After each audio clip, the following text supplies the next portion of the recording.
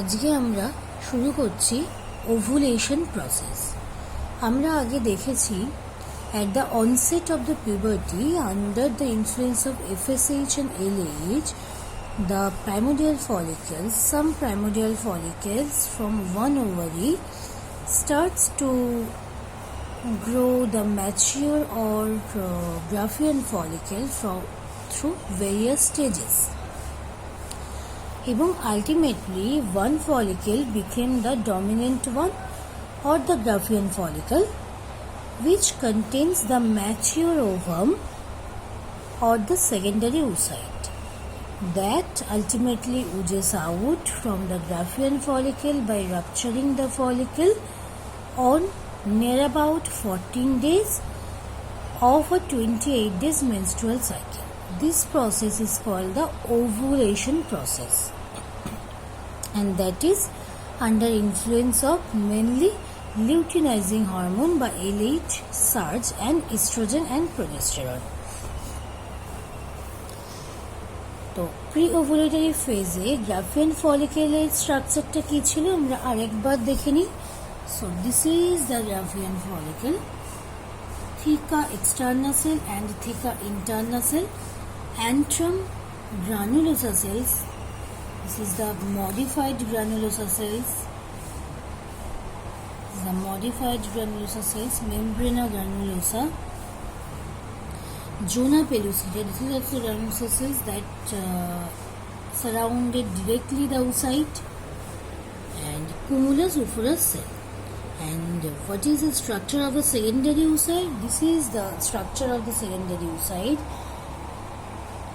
This is the nucleolus, this is the nucleus, and this is the plasma membrane or vitelline membrane, and this jelly-like structure is the zona pellucida, and this is the perivitelline space, and this is the corona radiata, the modified granulosa cells. Now comes to the ovulation process. Graafian follicle, that means the mature follicle, starts movement শুরু করে কিসের দিকে না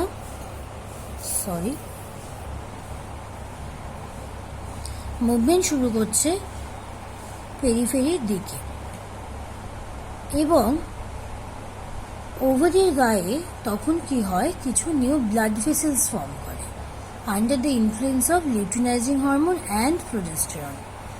blood ভেসেলসগুলো ফলিকেলের ওপরে protrusion হয়, blood flow increase করে সেই সব ফলিকেলের মধ্যে।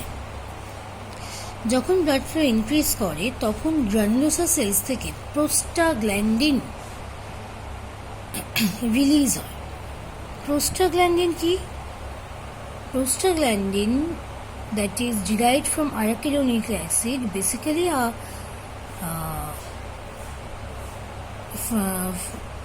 a member of a family of eicosanoids.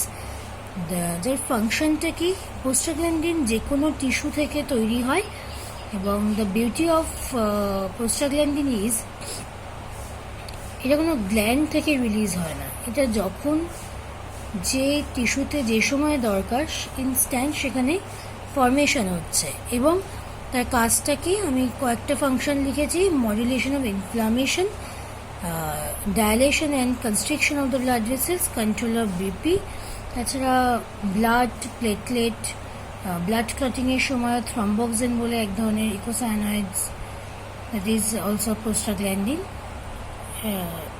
কাজ করে। তো প্রোস্টাগ্ল্যান্ডিন এখানে কি কাজ করে? প্রোস্টাগ্ল্যান্ডিন এখানে ফলিকেলের গায়ে লিকেজ করায়, প্লাজমার লিকেজ করায়, যার ফলে প্লাজমা মানে অ্যান্ট্রাম ফলিকেল থেকে যে ফ্লুইডটা ছিল সেটা ফলিকেলের ভেতরে ঢুকতে থাকে। ফলে কী হয়? ফলিকেলের সোয়েলিং হয়, এবং ঠিক এই সময় সে গিয়ে প্রোট্রুশন করে বা স্টিগমা ফর্মেশন করে। কোথায়? ওই ওভারির পেরিতে, মানে টিউনিকা অ্যালবুজিনিয়ার গায়ে স্টিগমা ফর্মেশন করছে। আগের দিনে বলেছি যে স্টিগমা এখান থেকেই কিন্তু জার্মিনাল এপিথেলিয়ামের রাপচার হবে এবং ওভুলেশনটা ঘটবে। এরপরে কি হচ্ছে, তখন থিকা ইন্টারনা সেল, সেই থিকা ইন্টারনা সেল থেকে কিছু প্রোটিওলাইটিক এনজাইম রিলিজ হয় by the influence of progesterone. ঠিক আছে, এই যে প্রোটিওলাইটিক এনজাইম রিলিজ হচ্ছে তার কি কাজ, সে দুটো কাজ করছে। ফলিকেলকে উইকেন করছে, মানে ফলিকেলের যে স্ট্রাকচার তাকে উইক করে দিচ্ছে এবং স্টিগমার ডিজেনারেশন ঘটাচ্ছে। এবং প্রায় আফটার অ্যাবাউট 30 মিনিটস এই যে ফলিকুলার ফ্লুইড সেটার উজিং আউট হতে থাকে।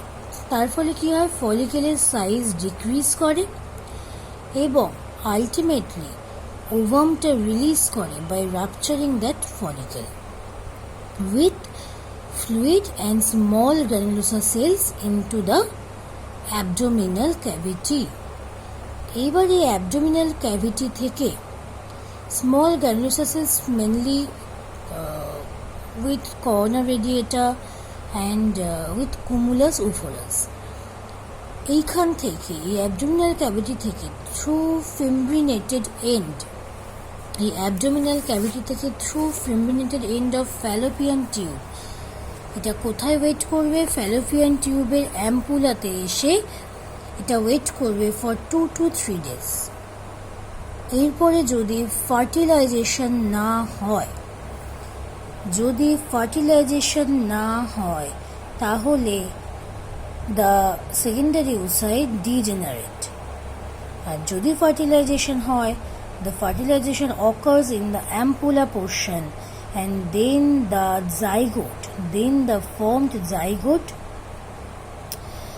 comes to the uterus at near about 3rd or 4th days after ovulation, and near about 6 to 7 days it is implanted in the endometrium layer of the uterus.